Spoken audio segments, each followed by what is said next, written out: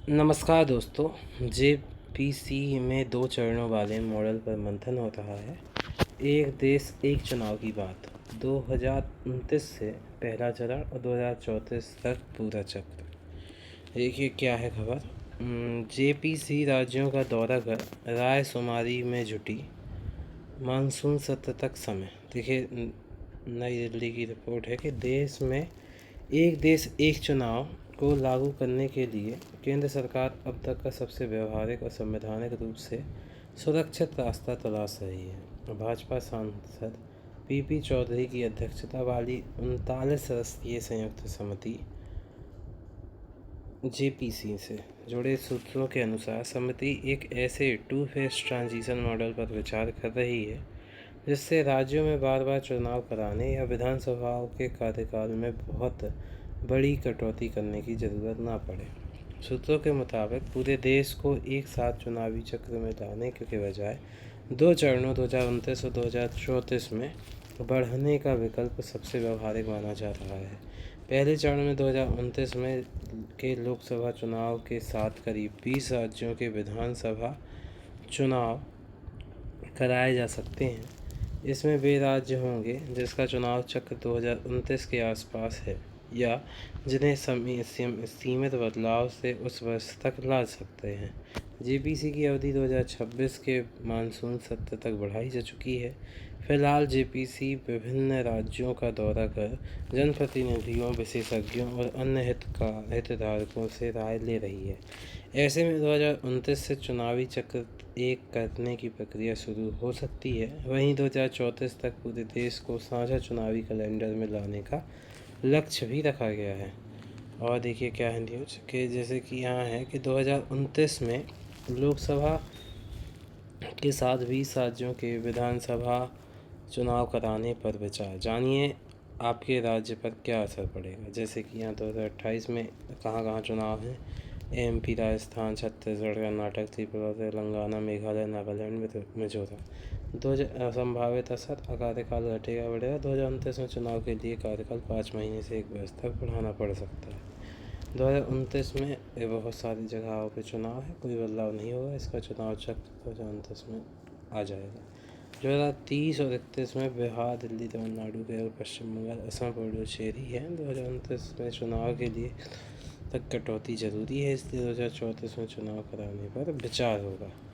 Bhaskar expert. संविधान में गुंजाइश है लेकिन सहमति पर जोर। ये क्या है कि लॉ कमीशन के पूर्व सदस्य श्री और Mohanlal Sukhadia, university law college के डीन आनंद पालीवाल ने कहा कि संवैधानिक रूप से एक देश एक चुनाव को चरणबद्ध तरीके से लागू करने के विकल्प मौजूद हैं।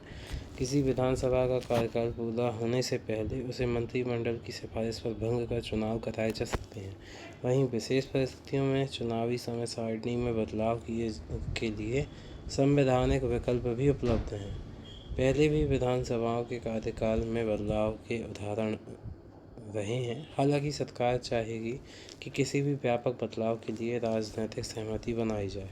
दरअसल राज्यों के अधिकार और जनादेश को ध्यान में रखकर ही कोई मॉडल टिकाऊ और व्यवहारिक बन सकता है। ये आपकी न्यूज़ है। उसके बाद देखिए क्या है कि समर्थक क्या बोल रहे हैं कि बार बार चुनाव से बचेंगे और विरोधी बोल रहे हैं संघीय ढांचा कमज़ोर होगा।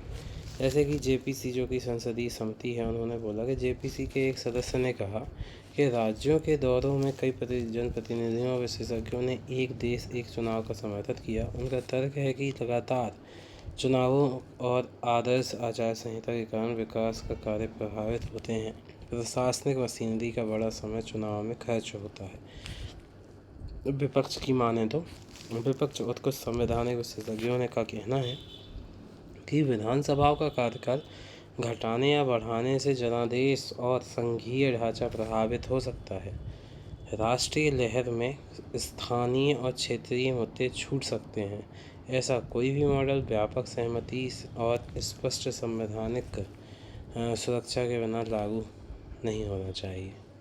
ये बात सामने आ रही है। उसके बाद आप देख पाएंगे कि फ्लैशबैक 1967 तक 7 हुए चुनाव, इसके बाद टूट गया चक्र। क्या है न्यूज के 1952 से 1967 तक यानी 4 बार लोकसभा व अधिकांश विधानसभा चुनाव साथ हुए। 1967 के बाद कई राज्यों में सरकारें गिरने लगीं।